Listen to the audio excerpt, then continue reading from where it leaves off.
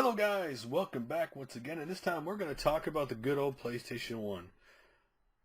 Sometimes I may say this a lot, but this is another system that holds a special time in my life memory when you talk about a console.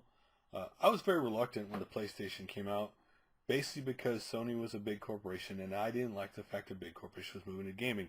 Now ultimately we can debate that Sony making the PlayStation was good and bad for gaming.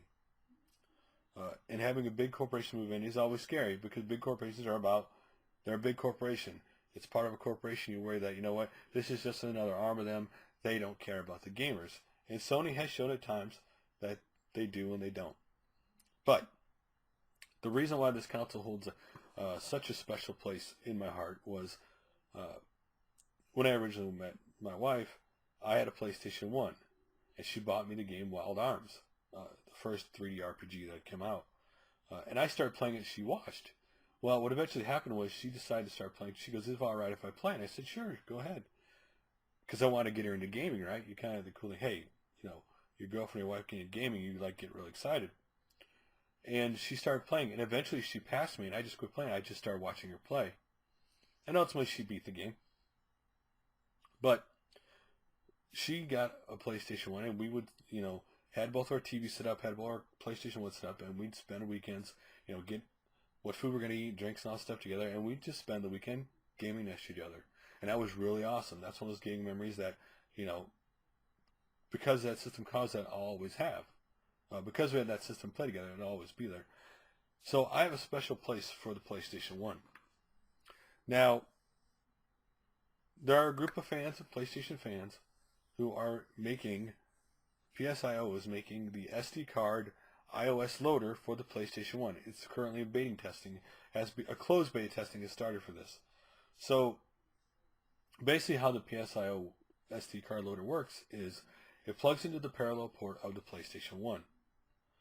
Now, that was originally what it was only going to be. But they ran into some issues, and so they made a chip in that you have to solder to the PlayStation 1.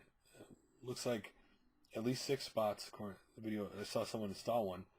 And the reason you have to do that is because so the system knows when the SD card's in there or not in there. So when the SD card's in there, obviously it's gonna read the SD card, and when it's not in there, then it knows it can read the disc. If it did do that, it would only always read the SD reader, and that's it. So you would never be able to play any of your games on the system, and obviously that would have been a problem.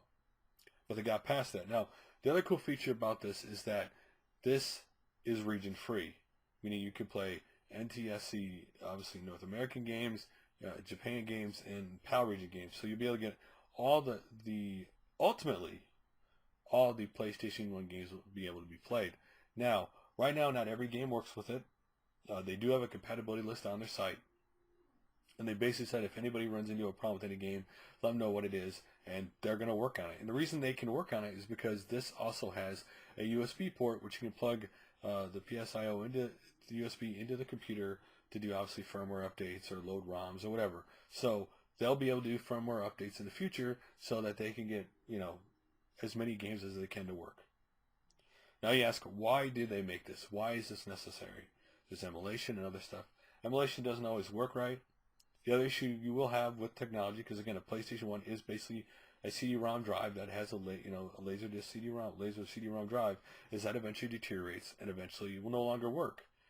Even now, some people may be experiencing obviously graphics flicker and other stuff because, again, technology like this doesn't last forever. The advantage the older consoles have over the newer ones is they're simplified, less tech, means they last longer, and just are less likely to have technical issues. Now you're asking, how much is this going to cost? It's going to cost 149 Australian dollars, which equals roughly about 106 US dollars for this. While not insanely expensive, not exactly cheap. So right now there is going to be, I know you're going to ask about the obviously slim PS1 that does not have the parallel port that later came out. They are going to be releasing one of this version of this later for that one, and that one's going to require a lot more soldering, like 41 wires and all kinds of stuff soldered. Now you're going to ask the question, well, I don't want to solder this. Why should I want to? What I've read in the Q&A and stuff, and other stuff I read, is later on, it looks like there's going to be, it looks like what I've read on article stuff, that later on they are going to basically sell PSIOs, like the chip and that already installed on boards if you want to do that, so you don't have to. But right now, this is in beta. You can't buy it right now. This was from people originally were supporters of it. They're testing this at closed beta, and then once that's done, we'll really get to see like if the board thing really happens or not. But again, this is a cool thing. Now here's the thing, and they answered this question. Somebody asked them this question: will this work if you already have some kind of modded chip in the PlayStation? And they said yes, it does. So this is a cool thing to me, but I just kind of wish this stuff would get. And I think this is cool. And for people who like want something like this, eventually may want to, maybe if they, to me, it only makes sense for them to actually do the boards that has this installed already, because a lot of people do want to play all the games, but don't necessarily want to spend all the money. What I mean is, a lot of people out there have modded consoles, and it's not that they don't eventually want to get the games. They would like to play and enjoy those games until they can get that game on their console, and this allows them to play on the original hardware. For some people, that's a big deal. Now, don't get me wrong. You could play, obviously, emulation of those games if you wanted to till you got it, but a lot of people just like to play on the hardware. And modded is a thing some people like. And this maybe allow people to do this. To me, this is cool, but for me, I would probably buy the board, or if I were ever to do this, I do have an extra PlayStation, so I could do that. It's just, do I want to do the work for it? Again, we're getting slowly, this mod is not as bad as others.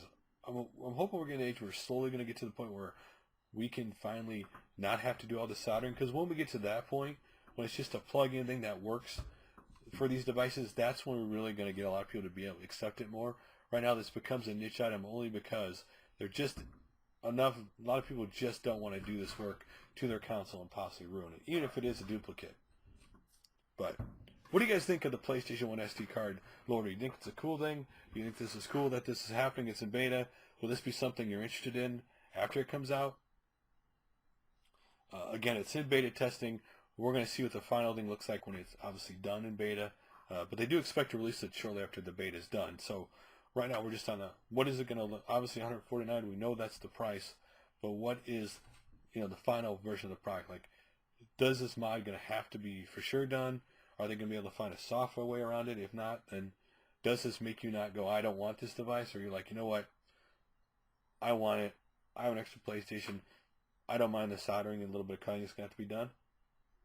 Love to hear your guys' opinions like always, and I'll make another video soon. Later, guys.